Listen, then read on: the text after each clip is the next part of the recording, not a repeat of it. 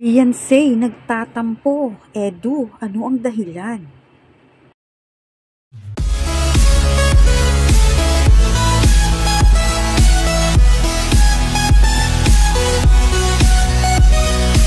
Beyonce na-miss si Edu. Bakit nagtatampo? Edu, anong dahilan? Bakit nagagalit ang mga basher?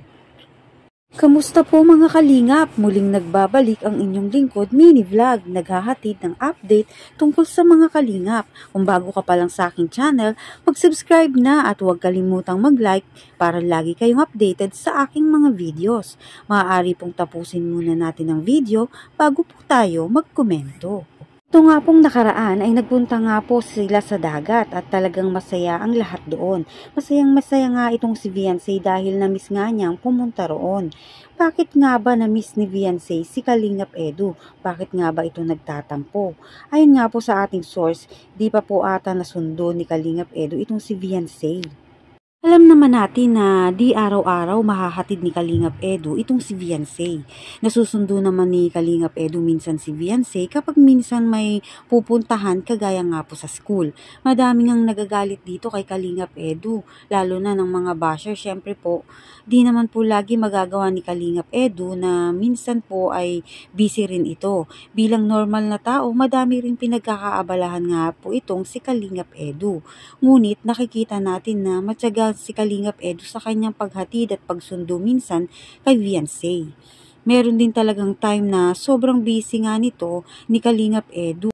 Kaya nga po mga basher po dyan, dapat alamin po muna natin ang rason ng tao kung bakit nga minsan hindi nasusundo o nahahatid ni Kalingap Edu itong si Beyonce. Dito naman po tayo sa pinuntahan nga nilang resort na napakaganda nga po ng bonding ng Team Kalingap. Nagkakasayahan nga po sila at dito nga po ay nagpakita din sila ng kanilang talento. Nagpakita din ng talento itong K-Boys at K-Angels. Sobrang saya nga po nito nila Kalingap Edu. Syempre hindi papahuli si Kalingap Edu na kumanta din sa party nila. Ramdam talaga sa puso ang pag-awit nga po nito ni Kalingap Edu. Halatang may pinaghuhugutan. Siyempre, kung si Kalingap Edu kumanta, ganun din si Beyonce. Talagang yung kinakanta nga ni Beyonce ay may meaning at feel nga nito ni Beyonce kantahin yung sabihin mo lang na kanta. Alam naman natin na bumili nga itong si Beyonce ng video okay, kaya lagi itong nakanta sa kanila. Nakikita at naririnig natin na pagaling nga itong si Beyonce kumanta dahil nga meron na silang video okay. Ginagawa niya siguro itong praktisan din, kaya napakaganda nga nun na natututo nga nito si Beyonce lalo kumanta.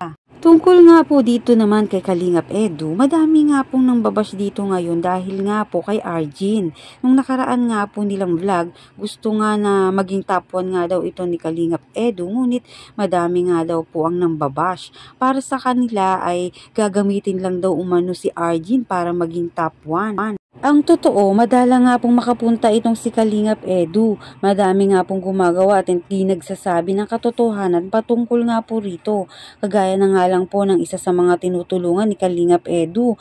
Ayon sa balita na sinasabi ng basher ay gabi daw napunta doon si Kalingap Edu. Ngunit ang totoo, umaga siya napunta doon. Kaya grabe talaga ang mga basher, makapanira lang. Alam naman natin na andun pa din ang pagtulong ni Kalingap Edu dito nga po kay Arjin dahil beneficiary ito ni Kalingap Edu. Kumbaga under siya ni Kalingap Edu si Arjin na kailangan talagang suportahan ni Kalingap Edu. Kaya ngayon minsan na lang makapunta nga itong si Kalingap Edu makaiwas sa mga basher. Madami nga pong nagalit na supporter ng EDSI dito nga po kay Arjin. Sinasabi nga nila na lumayo na nga itong si Kalingap Edu kay Arjin, baka nga daw mayroon gawin kay Edu itong si Arjin. Ayon nga po kay Beyonce, payo nga niya kay Kalingap Edu na hayaan na lang ang mga basher, lalo na kung alam naman natin sa ating mga sarili na wala naman tayong ginagawang mali o masama.